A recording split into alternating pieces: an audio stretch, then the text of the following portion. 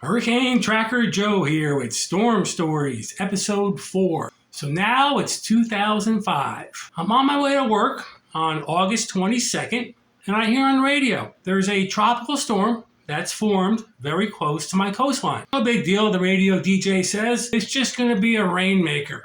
That's probably accurate. Tropical storms are basically rainmakers. Now, let's take a closer look. Now let's take a look at this storm. It formed on August 23rd, out here. Now, the National Hurricane Center forecasted this tropical storm to remain a tropical storm to begin with. They didn't think it would get to a hurricane status, but a strong tropical storm nevertheless. Their forecast track was for this storm to come in right off my coast, where I was living at the time, Fort Lauderdale. From there, it was predicted to go across the peninsula. That is Alligator Alley. If you look at the map, it's 100 miles from coast to coast. This track would have destroyed this tropical storm. It got to here, it would have struggled to get back to a hurricane. It probably would have in the warm Gulf. Come up to this area as a Cat 1, maybe a Cat 2. That was probably going to be the situation. This storm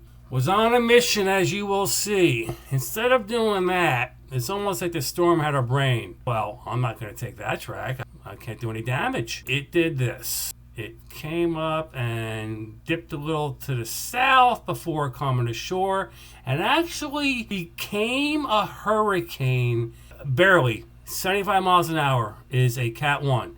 It did become a hurricane as it was coming ashore. But here's the key. It did this.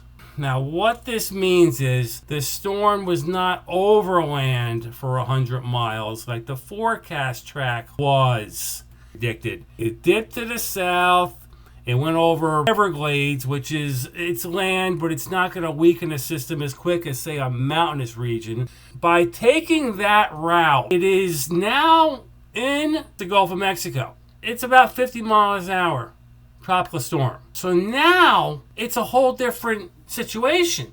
It can easily rapidly intensify to a major hurricane, as a lot of these systems do in the warm Gulf. These Gulf storms can rapidly intensify in the warm Gulf of Mexico. So this is what this storm did. Went down here. A very strange track. Storms do not often go to the south. I mean, they might dip a little.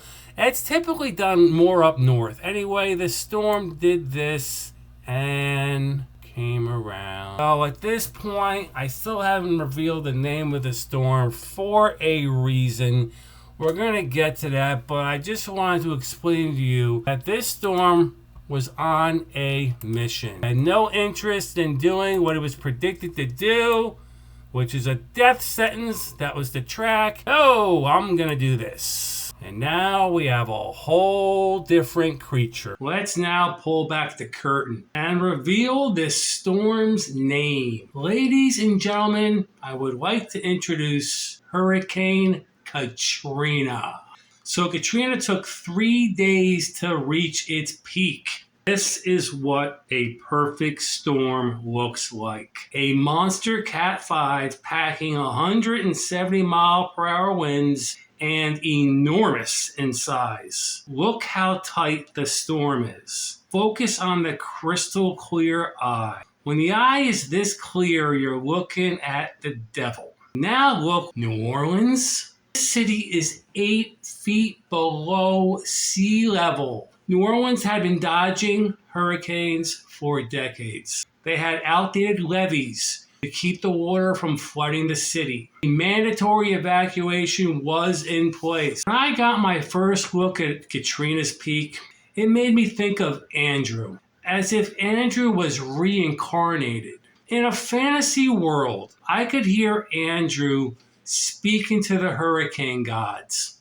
Andrew says to the gods, please bring me back. Andrew, I made you historic. Gave you 165 mile per hour winds. You're the only hurricane to make 2 landfalls, both as a major storm. You will always be the king. Yes, but I had one flaw. I was small in size. I need to be huge. for my reincarnation. Put me back into the Gulf so I can create record-setting storm surge. Oh, and I just missed New Orleans in '92. I am 13 years old, and I am being forgotten. Okay, Andrew, to retire your name. What should we call you for your second tour? Name me Katrina. Fine. We will make you a perfect storm. Make us proud. You know how well I did in '92. I love hitting regions that aren't ready for me. Back to reality. Evacuations are great for people that have the resources to get out. But for some, they are stuck. Katrina engulfed New Orleans with 25 to 28 feet of storm surge. Catastrophic events forced this country to spend the money to be sure we do not have the same event happen twice. Andrew changed the building code, not just in South Florida. Every hurricane-prone region did the same. New Orleans was forced to rebuild their outdated levees to handle a major hurricane moving forward. Those new levees were tested when a very strong Cat 4 hit about 60 miles west of New Orleans. The levees did their job. No flooding in New Orleans. When New Orleans gets hit hard again in the future, now, we have a fighting chance. See you soon with episode 5. Stay safe.